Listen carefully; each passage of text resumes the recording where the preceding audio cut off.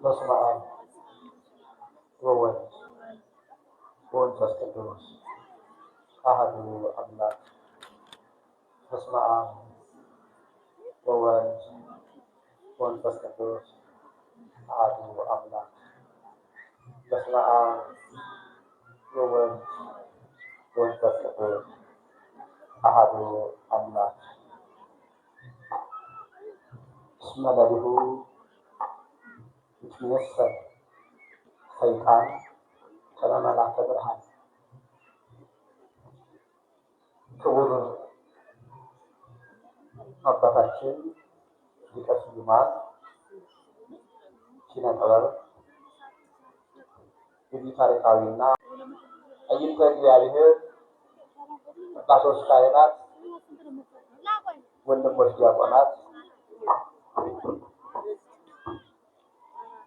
ምዕመናን፣ አባቶችና ወንድሞች፣ ምዕመናት፣ እናቶችና እህቶች እንዲሁም ሕፃናት እስከ ሞት ድረስ ከወደደን ባከበረን ባፈቀረን በኃያሉ በእግዚአብሔር ፍጹም ሰላም እንደምን አደራችሁ? እንደምን አደራችሁ? እንደምን ዋላችሁ? እንደምን ሰነበታችሁ? ፈጣሪ ዓለማት ዓለምን የፈጠረ መጋቢ ፍጥረታት ለፈጠረው ፍጥረት የሚያስፈልገውን የሰጠ እየሰጠ ያለ እየሰጠ ዓለምን አሳልፎ የሚኖር ማይምረ ኅቡዓት ከተሰወረው የጠላት ክፉ ወጥመድ እኛን ጠብቆ እንደ ስራችን እንደ ጉስቁልናችን እንደ በደላችን ሳይሆን እንደ ቸርነቱ በቅዱስና አደባባይ ተገኝተን ቅዱስ ቃሉን ሰምተን ምድራዊ ሕይወታችን ጎደሎ እንዲሞላ ጠማማው እንዲቃና ለሰማያዊ ርስታችን መሄድ ሕይወታችን እንዲስተካከል ፈቅዶና ወዶ በቤቱ የሰበሰበን ቅዱሳን አምላክ ንጉሠ ነገሥት የነገሥታት ንጉሥ ኃያላን የኃያላን ኃያል እግዚአብሔር አምላካችን በፍጥረታቱ ሁሉ ከምስራቅ እስከ ምዕራብ ከሰሜን እስከ ደቡብ የተመሰገነ ይሁን፣ የተመሰገነ ይሁን። እንኳን አደረሳችሁ።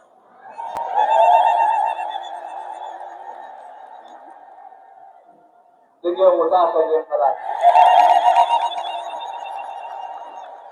ሰልሱት። ነቢየ እግዚአብሔር ቅዱስ ዳዊት ብፁዕ ሕዝብ ዘየአምር የብቦ ይላል። እልልታን የሚያቅፍ ሕዝብ፣ እልልታን የሚያቀፍ ሕዝብ፣ የሚያቀርብ ሕዝብ፣ በእልልታ እግዚአብሔርን የሚያመሰግን ሕዝብ ብፁዕ ነው የተባረከ ነው ይላል። ለምን? ከማጉረምረም አልፎ እግዚአብሔር ተወኝ፣ እግዚአብሔር ረሳኝ፣ እግዚአብሔር በደለኝ፣ እግዚአብሔር አደረገኝ፣ እግዚአብሔር አሳመመኝ ከማለት አልፎ የሚያመሰግን ሕዝብ የተባረከ ነው ብሏልና ከምስጋና ፈጣሪ አይለይም።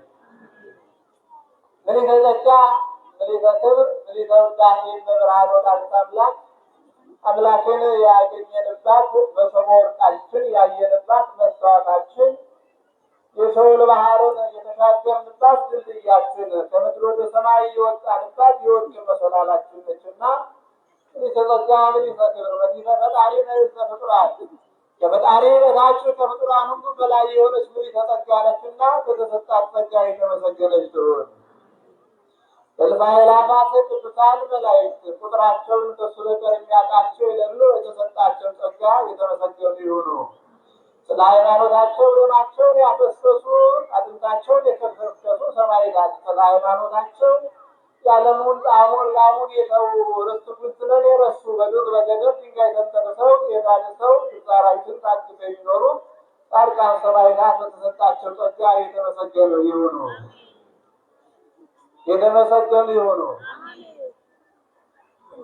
እግዚአብሔር እንደፈቀደ እግዚአብሔር እንደወደደ መጠን ሁላችንም ማን ያስተምረናል? ማን ያስተምረናል? እግዚአብሔር ያስተምረናል። ውድ የእግዚአብሔር ቤተሰቦች ሁልጊዜ ይህን ቃል ሰባክያኑም አውደ ምሕረት ላይ ስንቆም እንናገረዋለን። ተሰባካያኑም በአውደ ምሕረት ዙሪያ ሆናችሁ ትመልሱታላችሁ። ይህን ቃል ልምድ ብቻ አድርገን አናድርግ። ቤተሰቦች የእግዚአብሔርን ቃል አመስጥሮ አምልጦ አስፍቶ መናገር ለሰው አይቻልም። ማን ካልፈቀደ በቀር እግዚአብሔር ካልፈቀደ በቀር መናገር አይቻልም። እግዚአብሔር ካልፈቀደ በቀር ሰምቶ በስራ መተርጎም አይቻልምና እግዚአብሔር ፈቅዶልን እግዚአብሔር ወርዶ በቤቱ ከሰበሰበን እግዚአብሔር የዕለቱንም ቃል እግዚአብሔር እንዲመግበን ቅዱስ ፈቃዱ ይሁን። በተቻለ መጠን የሄዳችሁ ያላችሁ ሰዎች ሰው ድግስ ተጠርቶ ማዕድ ሲቀርብ ተነስቶ አይሄዱ። ይሄ ደግሞ ማዕድ እግዚአብሔር ነው እና ትንሽ ደቂቃዎች ጠብቁ። ቅድም መግቢያ ላይ እስመ ለልዑ ሰይጣን ይትመሰል ከመ መልአከ ብርሃን ብዬ የተናገርኩትን ቃል ርዕስ አድርገን እንነጋገራለን። እስመ ለልዑ ይትመሰል ሰይጣን ከመ መልአከ ብርሃን ሐዋርያው ቅዱስ ጳውሎስ ለቆሮንቶስ ክርስቲያኖች በጻፈው በሁለተኛ ቆሮንቶስ ምዕራፍ 11 ቁጥር 14 ላይ የተናገረው ቃል ነው። እየሰማችሁ ነው። ሐዋርያው ቅዱስ ጳውሎስ ለቆሮንቶስ ክርስቲያኖች ይህንን ቃል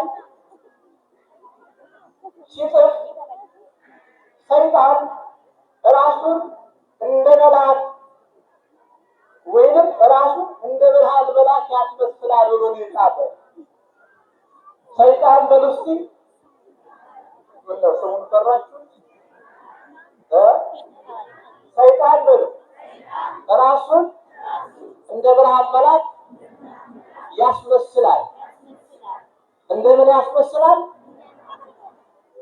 በዚህ ርዕስ ነው የምንነጋገረው።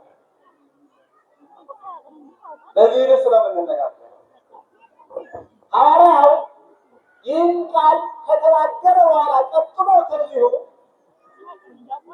አገልጋዮቹም ሳይቀሩ ራሳቸው የብርሃን የእውነት አገልጋይ እንደሚመስሉ የሰይጣን አገልጋዮቹም ተናግረዋል። እግዚአብሔር ወዶና ፈቅዶ ቅድም የነበረውን ፀሐይ አንችለውም ነበረ። ዛሬ ባሉ ባለ አቤት